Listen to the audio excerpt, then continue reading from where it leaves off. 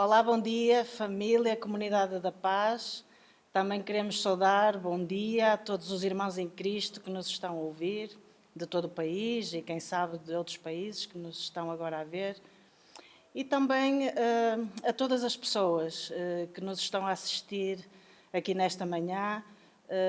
Eu creio plenamente que Deus tem uma palavra para o teu coração.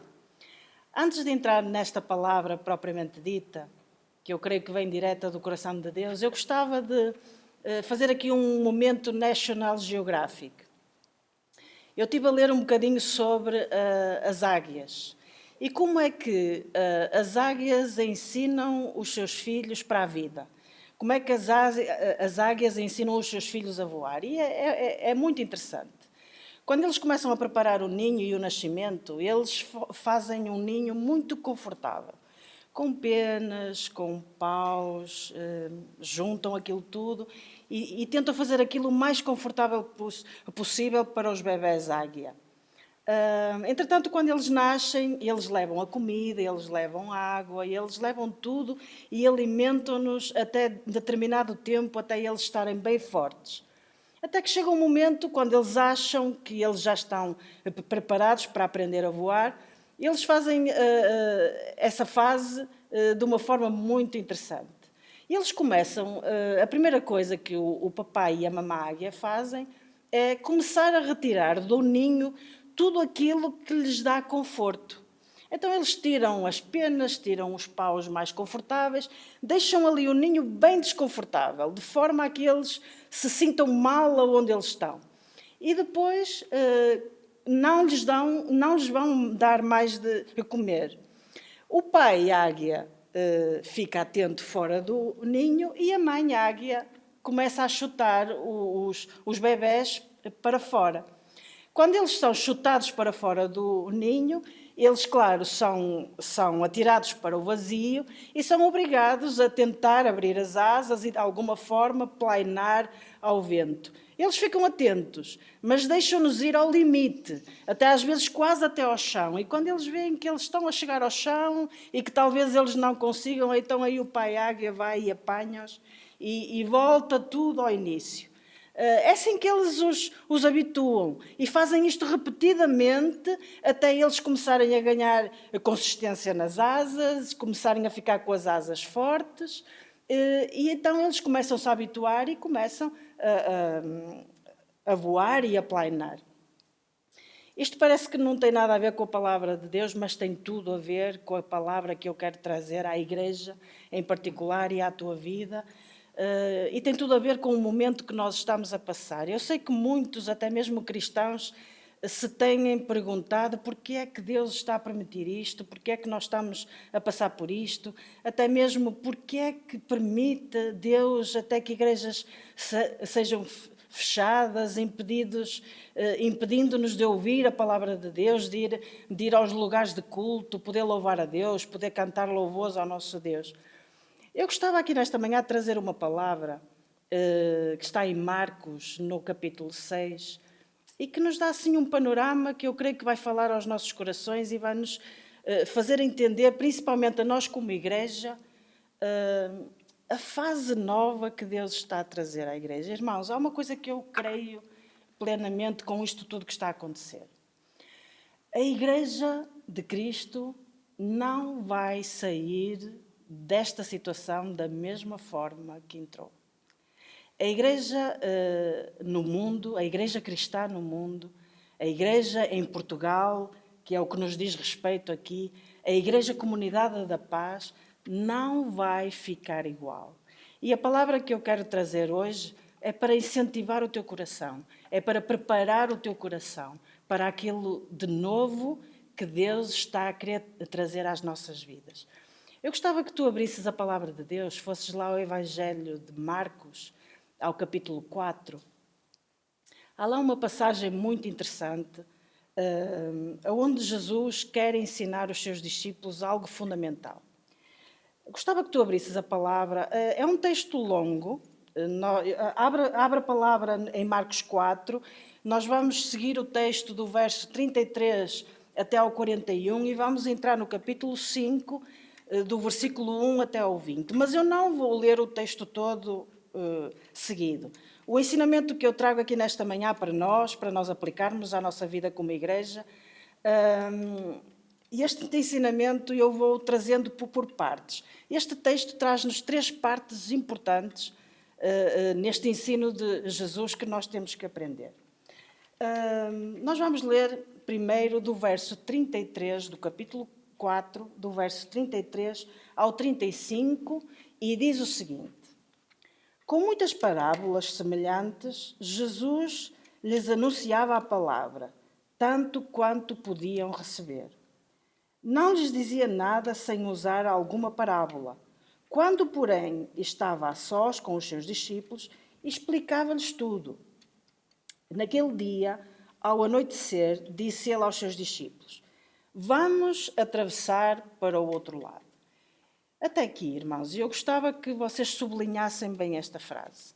Vamos atravessar para o outro lado. E aqui vem o primeiro ensino. Se nós lermos todo o contexto, e nós mais à frente vamos especificá-lo, nós vemos que quando eles passaram para o outro lado, e eles encontraram um endemoniado, um homem que estava possuído de espíritos maus. Alguém que precisava de ajuda, alguém que precisava de libertação, alguém que precisava da palavra de salvação que Jesus tinha. Aqui neste versículo, ou nestes versículos do verso 33 até ao 35, aquilo que o Senhor nos quer ensinar e quis ensinar aos discípulos. Nós, se lemos o contexto anterior, nós vemos que tem uma série de parábolas que o Senhor ensinou. Quando nós lemos estes versículos, do verso 33 até ao 35, e conhecemos o contexto anterior, nós vimos que tem ali uma série de parábolas que o Senhor passou aos seus discípulos. Uma série de ensinamentos, e tal como nós lemos aqui, Jesus fazia questão de ensinar por parábolas e coisas que nem todos entendiam, mas ele depois fazia questão de se juntar só com os seus discípulos e ensinava. Ele explicava a eles, em particular, o que cada parábola queria dizer. Quando ele propõe aos seus discípulos, passemos para o outro lado e olhando a perspectiva do que eles iam encontrar do lado de lá, uma pessoa necessitada, aquilo que o Senhor nos quer ensinar a nós como igreja hoje é: chega de teoria. Vocês já aprenderam o suficiente. Este foi um tempo onde nós já aprendemos tudo aquilo que tínhamos a aprender. O templo é bom para nós aprendermos, mas não é para que nós aprendamos, enchemos com a palavra de Deus e ficamos simplesmente assim. Pessoas que vêm a culto, após culto, aprendem, recebem e simplesmente incham e não fazem nada com aquilo que estão a aprender. Aquilo que o Senhor está a querer propor aos discípulos, aquilo que o Senhor Jesus nos está a querer propor a nós com isto, é tempo de pôr em prática agora. Seja de que forma for, há gente que está à espera. Há gente que está à espera de uma palavra de libertação. Há gente do outro lado que está à espera de uma palavra de salvação. Há gente do outro lado que está à espera de uma oração de cura para uma doença, para uma enfermidade. Nós não sabemos o que é que está do outro lado à espera, mas aquilo que nós sabemos aqui nesta palavra é que o Senhor Jesus lhes deu esta ordem e disse: agora passemos ao outro lado. Como é que isto se contextualiza a nós hoje? E principalmente a ti, que estás aí, que se calhar já tens ouvido a palavra de Deus há tantos anos, se calhar continuas ainda envolvido em coisas que não deverias estar envolvido, se calhar ainda continuas a sofrer com depressão, se calhar ainda continuas a sofrer com ataques de pânico, se calhar ainda continuas a sofrer com ansiedades, com medos. aquilo que o Senhor está a dizer é tempo. É tempo de pôr em prática a palavra de Deus. Nós vivemos, meus queridos, numa sociedade onde as pessoas perderam o senso de propósito. Muita gente que vive em depressão, muita gente que vive em ataques de ansiedade, não desvalorizando o sofrimento, mas normalmente, meus queridos, são pessoas que não têm um foco, não têm um propósito de vida, ainda não conseguiram descobrir o propósito de vida para as suas vidas. E a proposta que eu quero trazer aqui nesta manhã.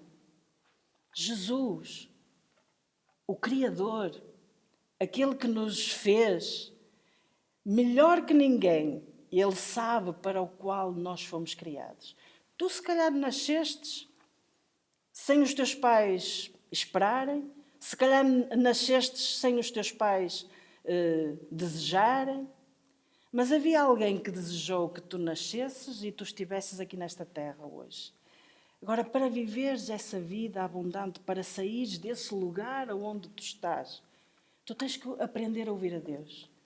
Tu tens que aprender a ouvir aquilo que Ele nos tem a dirigir. Imagina-te, é como um eletrodoméstico. Quando nós compramos um eletrodoméstico, normalmente esse eletrodoméstico vem munido com um livrinho que é chamado o Manual de Instruções.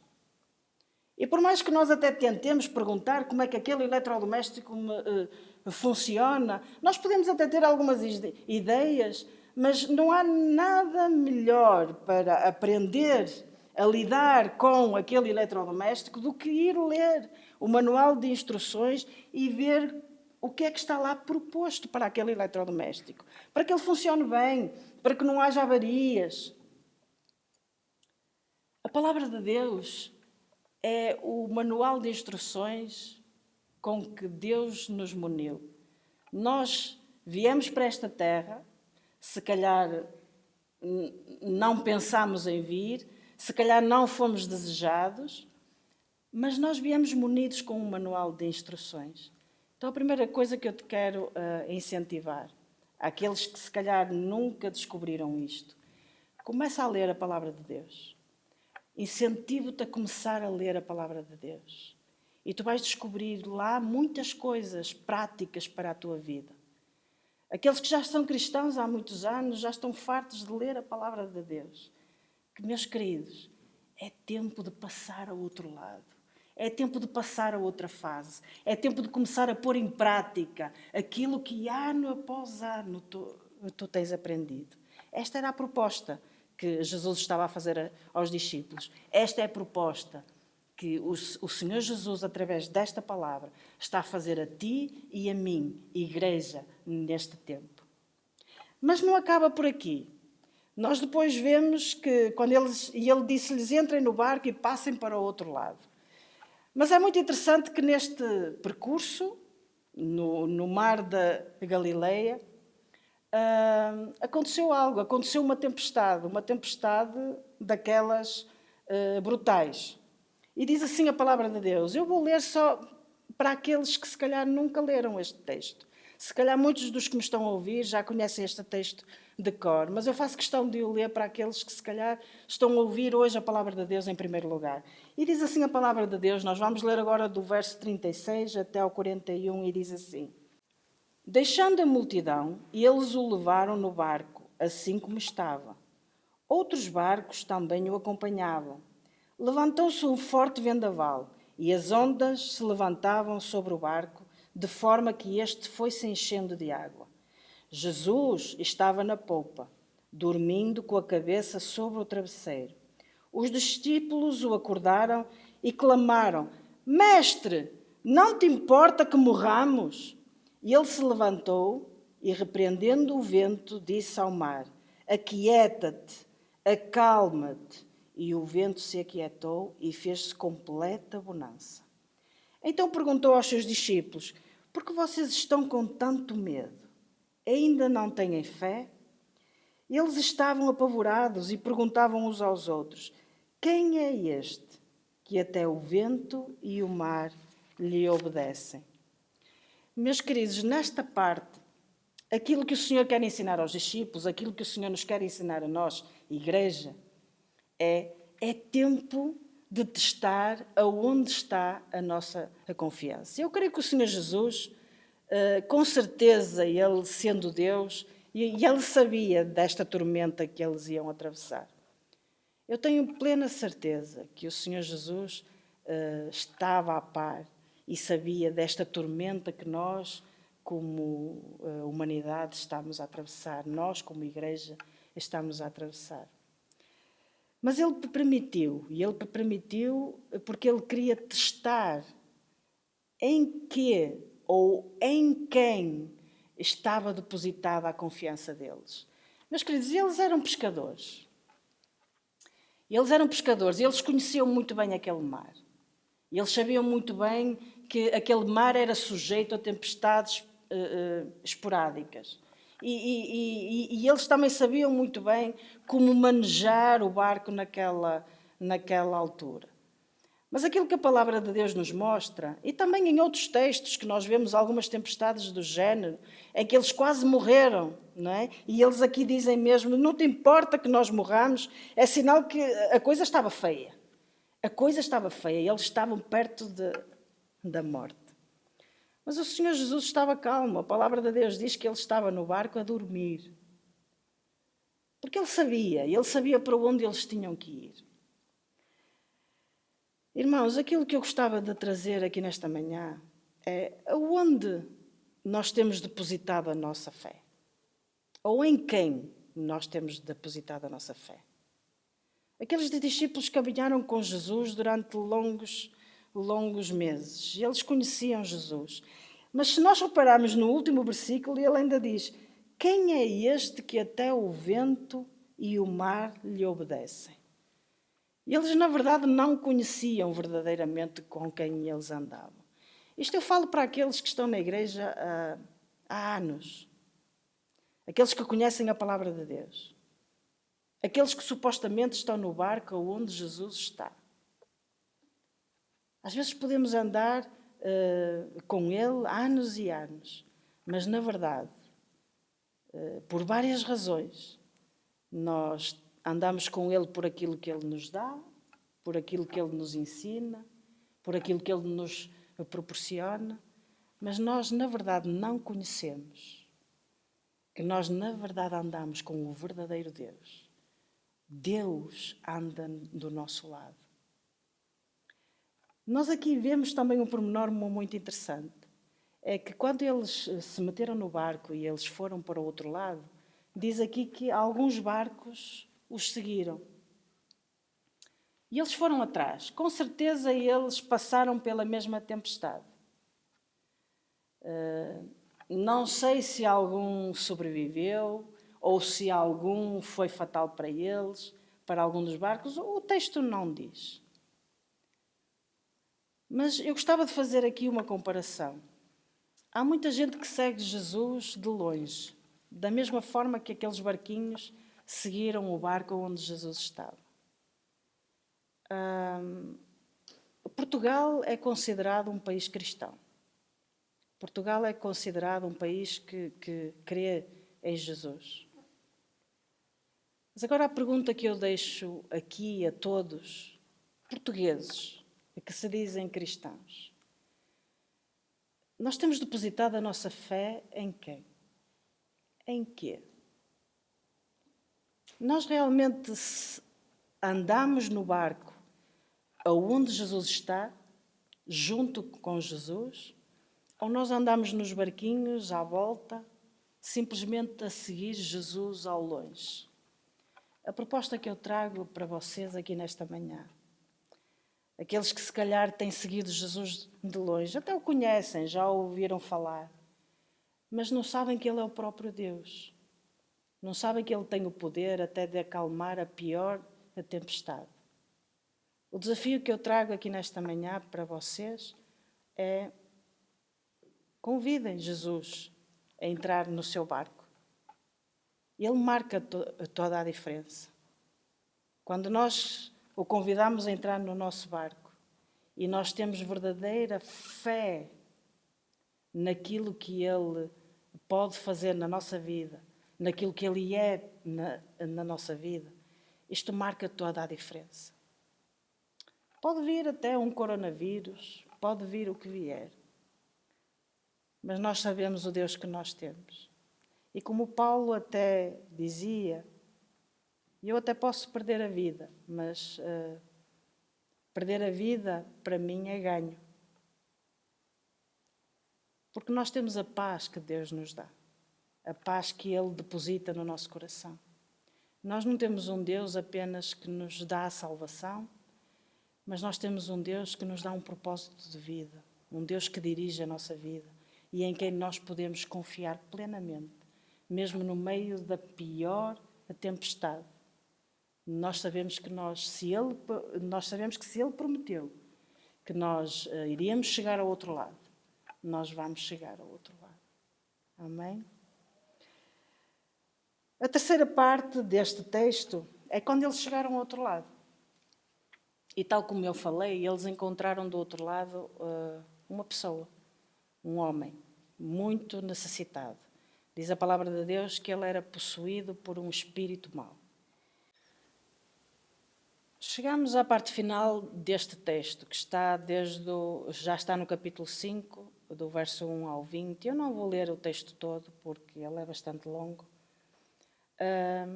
Mas tal como falei no início, quando Jesus chega à outra margem com os seus discípulos, eles encontram um homem com um espírito mau. A palavra de Deus ensina, quem quiser ler em casa, que aquele homem vivia acorrentado no meio de um cemitério, literalmente. Tentavam acorrentá-lo porque ele vivia como um louco, mas era impossível qualquer corrente prendê-lo. Quando Jesus chegou àquele lugar, aquele demónio, ou aqueles demónios, porque era mais que um, isto era algo raro de acontecer. Mas eles reconheceram o Deus Altíssimo, porque eles mesmo, a palavra de Deus no verso 7 diz que queres comigo, Jesus, filho do Deus Altíssimo. Eles sabiam quem era Jesus. E a palavra de Deus conta que naquela mesma hora Jesus expulsou aqueles demónios da vida daquele homem. A vida daquele homem voltou à normalidade. E ele ficou livre para poder ir para o seio familiar, ir para o meio da sua família. Mas nos últimos versículos, eu vou ler só do verso 18 ao verso 20, tem ali algo muito interessante a acontecer, que era esta parte que eu gostava de focar agora neste final. Quando Jesus estava entrando no barco, o homem que estivera endemoniado suplicava-lhe que o deixasse ir com ele. Mas Jesus não o permitiu e disse: vá para casa, para a sua família, e anuncie-lhes quanto o Senhor fez por você e como teve misericórdia. Então aquele homem se foi e começou a anunciar em Decápolis quanto Jesus tinha feito por ele. E todos ficaram admirados. Irmãos, eu gostava de, nesta terceira fase, neste terceiro texto, focar o seguinte. Nós vemos na primeira parte do texto que Deus nos incentiva a passar da teoria à prática, a ir para outro lado, a ir para outra fase, novas experiências, novas coisas. No meio é possível que venham tempestades, que venham coisas que venham provar a nossa fé. Mas eu creio também que, assim como aconteceu aqui neste texto, isto vai acontecer com a Igreja em Portugal. Isto vai acontecer com a Igreja na Europa. A colheita vai ser muito grande. Nós, do outro lado, nós vamos encontrar pessoas. E deixa-me dizer, podem não estar endemoniadas, mas também deixa-me fazer-te entender o que é que significa este endemoniado, ou ter um demónio. Nós temos que perceber que este mundo é regido por duas forças. Não são duas forças iguais. Embora muita gente pense que são duas forças iguais. Mas existe a parte espiritual do maligno que atua aqui neste mundo. A palavra de Deus em João 10:10 diz que o ladrão vem senão para matar, roubar e destruir. Mas Jesus tem uma contraproposta e diz: mas eu venho para que tenham vida e tenham em abundância, tenham uma vida com um propósito. Irmãos, o que eu quero transmitir à igreja é que se prepare. Bagagem de ensino já tem o suficiente. Aproveita este tempo de luta e de atribulação para aprender a confiar em Deus. E prepara-te para a colheita que vai vir a seguir. Eu creio que não foi em vão que o Senhor Jesus disse àquele homem: vai para a tua casa, vai para a tua família. Eu creio que não foi em vão que o Senhor neste tempo permitiu a nós todos e dizer: vão para as vossas casas, vão para as vossas famílias. Eu creio que este é o tempo onde Deus vai transformar os corações, mesmo daquele teu parente mais impossível. Aquele que tu, pensa naquele que tu digas assim, este vai ser impossível. Olhem, igreja, é tempo de nós aprendermos a crer no Deus poderoso, o Deus que acalma as tempestades, que está no nosso barco. E Ele tem toda a autoridade sobre tudo. Amém? Irmãos, é tempo de arregaçar as mangas. Eu creio plenamente que nós, no dia em que Deus me permitir que nós regressemos a este lugar para louvá-lo e adorá-lo, nós vamos ter uma surpresa muito grande. Nós vamos ter a igreja cheia de vidas à procura de conhecer este Jesus que transforma vidas, este Jesus que liberta os cativos, este Jesus que liberta, seja qual for o demónio que te atormenta, o Jesus que vive connosco. Eu gostava de terminar a fazer uma oração. Tu que estás aí a ouvir-nos, põe a mão no teu coração e vamos orar. Pai, eu quero te louvar e agradecer por este momento na tua presença. Obrigado por ouvir a tua palavra. Obrigado porque tu sempre nos ensinas, Deus. Mas obrigado porque tu nos exortas também. E neste tempo tu estás a incentivar-nos a ir a outro nível, a passar para o outro lado, a passar para outra fase, a passar para outra perspectiva. Senhor, ajuda-nos. Ajuda-nos a viver com plena confiança em Ti. E ajuda-nos a cumprir a obra para a qual Tu nos tens chamado como igreja. Abençoa os meus irmãos ali onde eles estão. Abençoa aqueles que têm enfermidade, ó Pai. Que Tu possas estar a alcançá-los agora em nome de Jesus e a levar a cura. Senhor, abençoa aqueles que têm sido atormentados, ó Pai, com depressões, ó Pai, com ansiedades, ó Deus, com ataques de pânico. Pai, traz a Tua paz. Traz o Teu sentido de propósito às suas vidas, aquele sentido que só Tu podes dar. Deus, e abençoa este povo que nos está a ouvir aqui nesta manhã. É o que nós te pedimos em nome de Jesus.